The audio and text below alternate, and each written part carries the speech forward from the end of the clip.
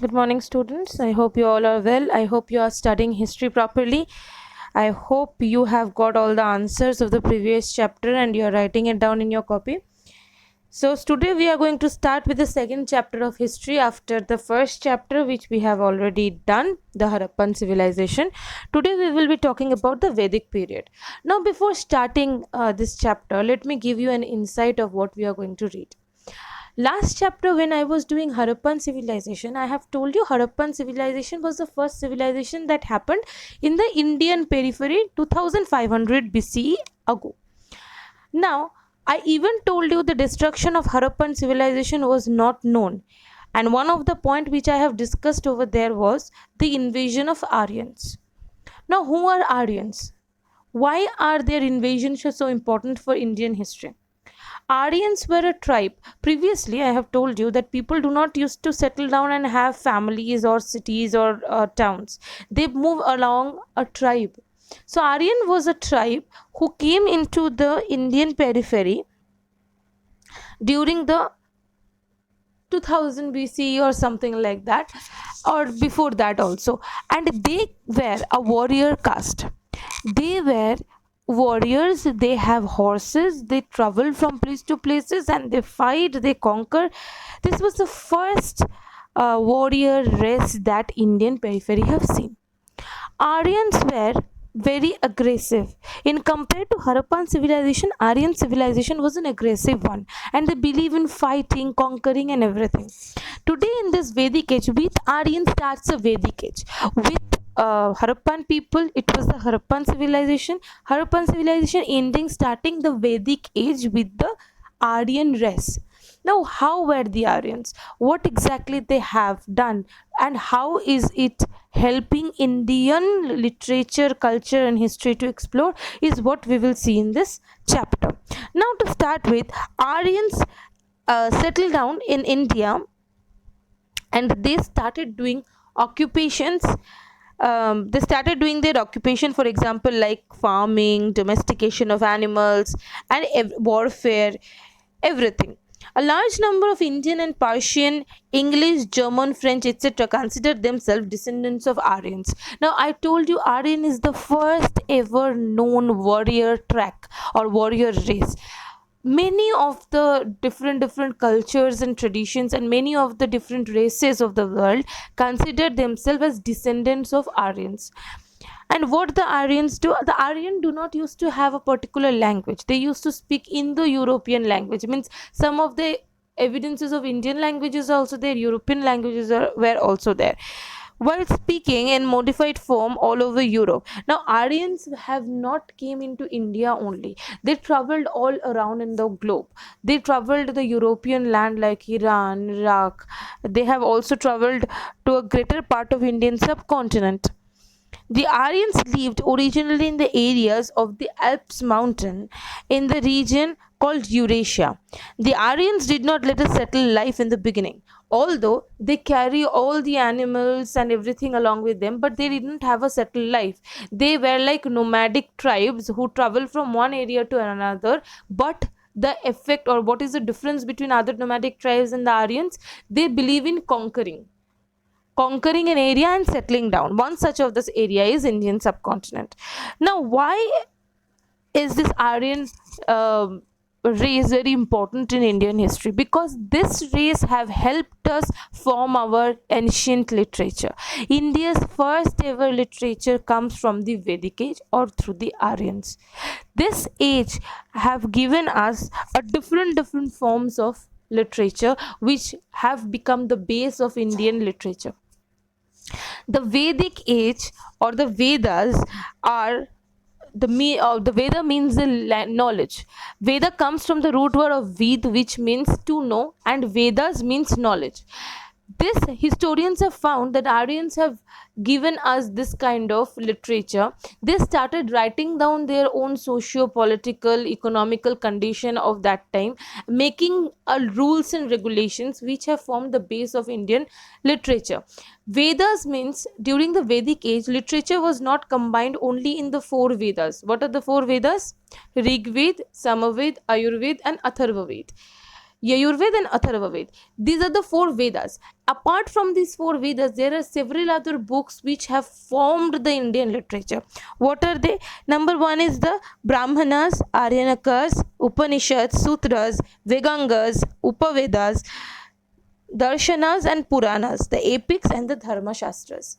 These are the different forms or divisions of literature that we get in the Vedic literature, and they only formed the base what we follow today. The rules of dharma, the rules of fighting, the rules of life, the rules of music, the rules of politics, everything's come from this particular text who have all the answers written in them.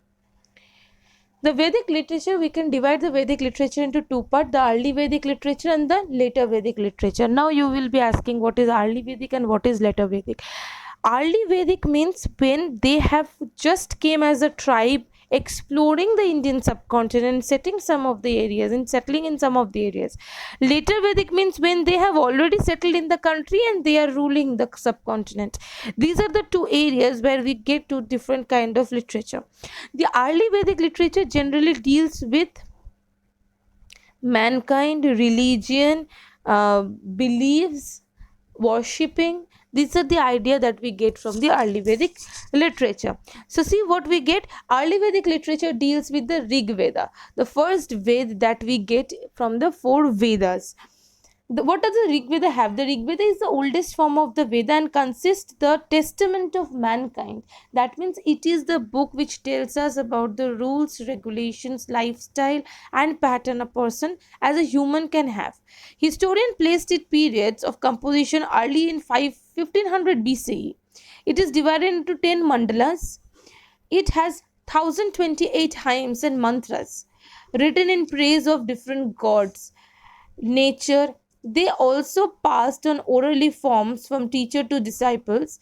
It contains the Gayatri Mantra, which of India, much of Indian philosophy is based on the Rig Veda. See, I have told you that Rig Veda gives you the insight of religious beliefs, ideals of mankind, and what kind of worship we used to do. Rig Veda is the oldest form. It consists of mainly mantras and hymns. It tells us what are the god and goddesses we used to worship during the Aryan age. Along with that, it even tells us the pattern of life. Rig Veda is the Veda which contains the Gayatri mantra, and as we all know, previously during that time, written was not the form of exploration. Orally, teachers or the sages or the hermits or the gurus used to orally dictate this kind of rules and regulations or the hymns, mantras of Rig Vedas, which is learned by the disciples from them, and then they proceed orally transmission from one person to another. They keep on telling orally to one person and another what is written in the Rig Veda, and people used to follow it. Okay, as you can see, hymns are written. Hymn number 1, which talks about Rudra. Rudra means the ultimate god of destruction and power. And Agni. Agni is the fire god. These are the 2 hymns written given to you, written from Rig Veda. Now let us see what is the later Vedic period. The later Vedic period have 3 other Vedas, which is the Samaveda, the Yajurveda and the Atharva Veda. The word Sama means sweet songs. It hymns means a priest who used to sing and then them while performing yajnas. It contains 1875 hymns. Samaveda deals with songs. Songs who is telling the stories of gods and goddesses and mantras during the yajnas. Samaveda deals with the praisal song. Nowadays we have several kind of songs that we sing for god and goddesses. Samaveda have the base of it. It has 1875 hymns.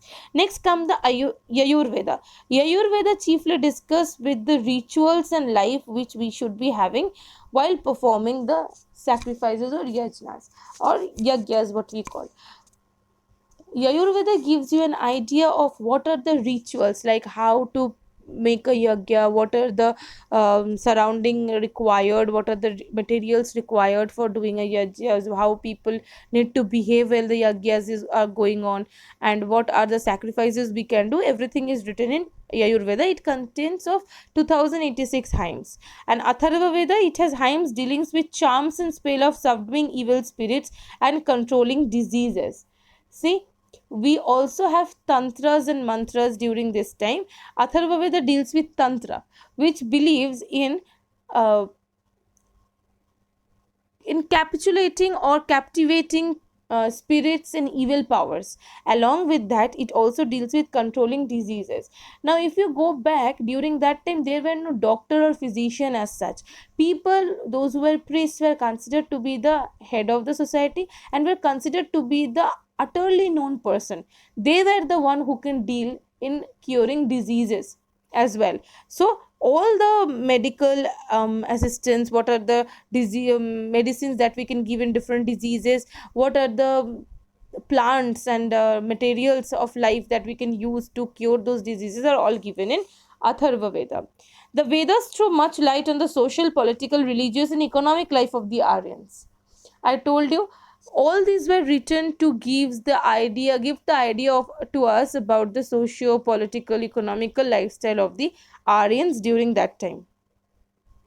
And keeping up to this much, we will continue with the other part of the literature in the next video. I hope you will read properly and understand the chapter. Vedic age is a very difficult one in history and we have to remember a lot of things. So keep reading line wise and understand what are the things we need for Vedic age. Thank you and have a nice day.